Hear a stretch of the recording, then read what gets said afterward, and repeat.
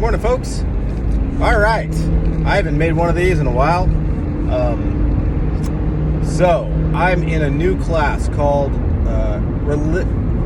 Religious Consciousness and Human Evolution, and it's really interesting. I have some of the best professors in my program teaching the course, team teaching it. It's a great program. The book we're using is fantastic. It's by Robert and Bella, called Religion and Human Evolution, and it's basically, I'm still in the first two chapters. We're still early in it, but I'm reading a section right now in chapter 1 that is talking about Abraham Maslow's two types of cognition. He's got one called B cognition, which B is for being cognition, and D cognition, which is for deficiency. This is really interesting because in listening to the descriptions of these, what I realized is that B cognition is just a unit of experience. It's the experience of being connected to everything. It's a way. It's immediate. There's no subject object, all that stuff. So it's kind of like those, like what we consider like a profound spiritual experience, or enlightenment, or I don't want to put it on a pedestal because it's not radically different, but it's also qualitatively distinct. So it can have much less intensity and still be cognition. Just a sense of contentment and connection and just kind of perspective and that kind of thing.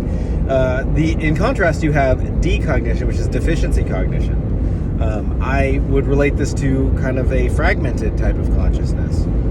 That's the world that's the world of daily life. That's what we usually live in: subjects and objects, and there's divisions and things. It's like the ego level of consciousness, where it's me and I'm interacting in the world, and I have these needs that I need to get met, and I need to get food and work and connect with people and feel validated and all the things that I need money, whatever, right? All that stuff. That's decognition, and at the root of decognition, is that Bella or Maslow? I'm not sure who's saying it, but at the root of that decognition is a type of anxiety, and that anxiety exists as a constitutive element of this type of thinking. It's this way because the anxiety comes from the existence as something separate, where things are very contingent. You are a part that is not in control of the world, and you have to interact in the world. So there's a uncertainty, there's a lack of control, there's a vulnerability and insecurity to thinking in this way.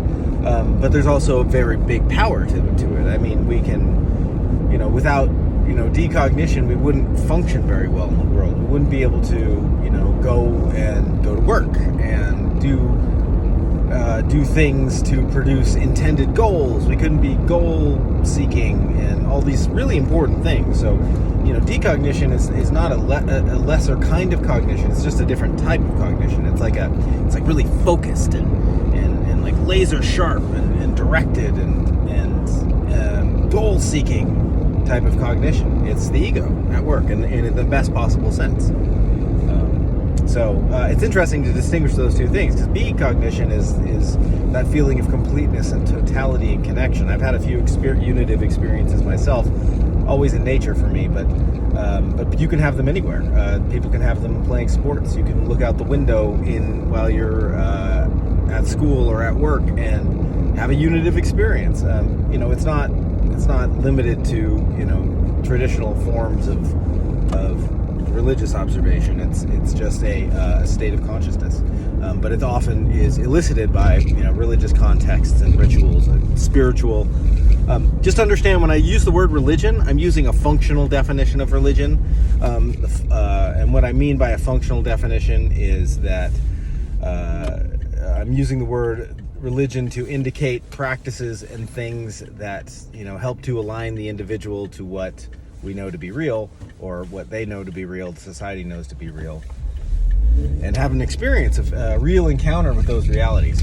And so I'm not talking about any particular dogma. I'm not talking about Christianity or Islam or Buddhism or Hinduism or whatever, per se.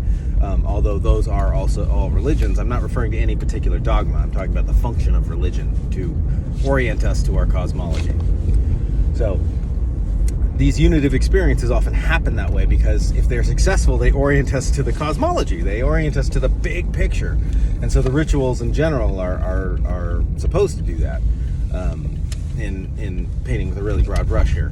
And they're not all the same. Not all unitive experiences are the same. It's not that all religions lead to the same place, and they're all the same, using different languages exactly. They're all definitely related, but they all have their distinct experiences, the differences are important, I guess, is what I'm trying to say. I don't believe in the homogenization of religions and culture and distilling them down to this single human capacity that underlies all of them. And so therefore, if we know that capacity, we would be able to completely disregard, individual religions because we get to that thing. I don't believe that's the case. I believe they do deliver qualitatively different experiences, not ranked hierarchically, but, just, variety, difference, qualitatively difference, and, maybe beautiful. Could be. Anyways, those are just my thoughts this morning. I am at my destination, so thanks for listening, and I'll try and do these more often. I think they're fun to do, and I hope you enjoy it too. Bye-bye.